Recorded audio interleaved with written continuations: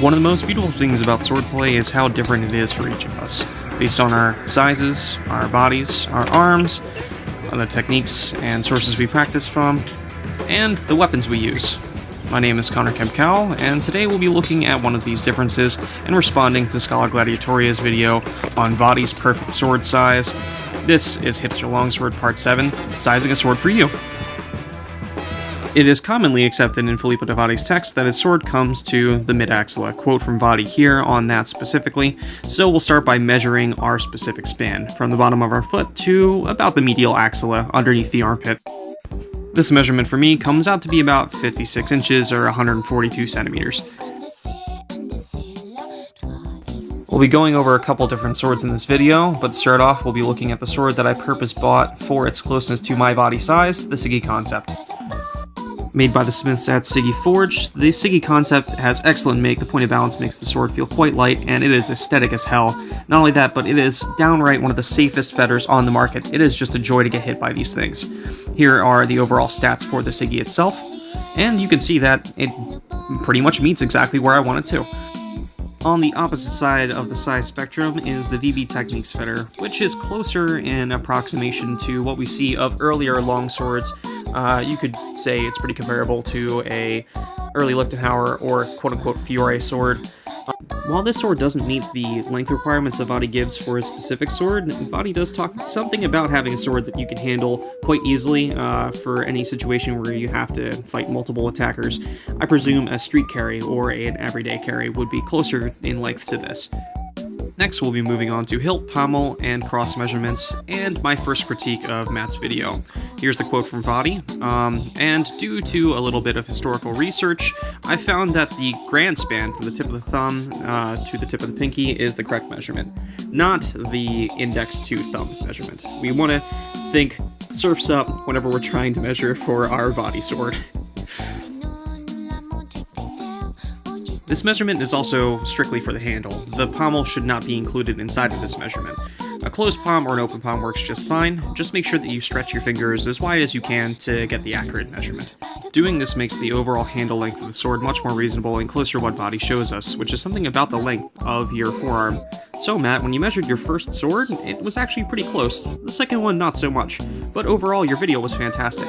My measurement comes out to be about 8 inches, which, for the Sigi and actually for the VII Techniques, a little bit longer than it should be. But given the fact that these swords are used for sparring and we have to wear heavy gloves, it's not too bad. I also agree with Matt that the pommel should be rounded, something comfortable to fit the hand, and there's no hard or fast rule for it.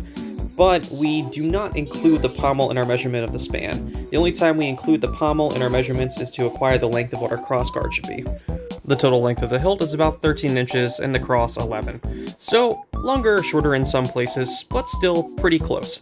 But we're not done here. We have a third sword that we're going to be looking at, which is the Albion Meyer. Also on the shorter end of fetters, it doesn't meet the total length of Vadi, but its hilt is damn near perfect for my specific span. The pommel matches our requirements, and the cross, while it's a little bit short, is pretty close.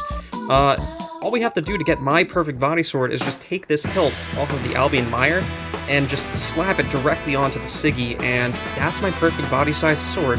Since we've seen now the difference in measurement, let's see how it changes the fight. The reach and length of the Sigi threw me off when I initially started using it. Myself having previously used swords that are a little bit on the shorter spectrum, this took a little bit of getting used to, but in time I got the hang of it. With the length increase of a body-sized sword, you have a lot more free space to do more complex blade actions, at the cost of your tempo becoming a little bit slower. It takes a lot more power generation to get the sword moving, which is why I think Vadi has a lot of reliance on rotare to make the sword move with your opponent. I like to think of it this way. If you and your opponent have a longer sword, it's free real estate. Increased sword length did make grappling feel a bit more clumsy, but I chalk it up to me still having to get used to the sword itself. The overall increase in length of the crossguard did make certain blows just get completely nullified, except when they were rising cuts, which Cam was doing a lot of during the time.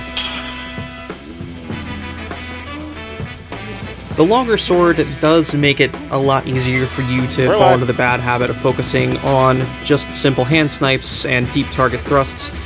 but overall, I am really starting to like using this longer sword, and hopefully it will suit me well in the tournaments and other fencing practices to come. I highly recommend you check out Sigi Forge.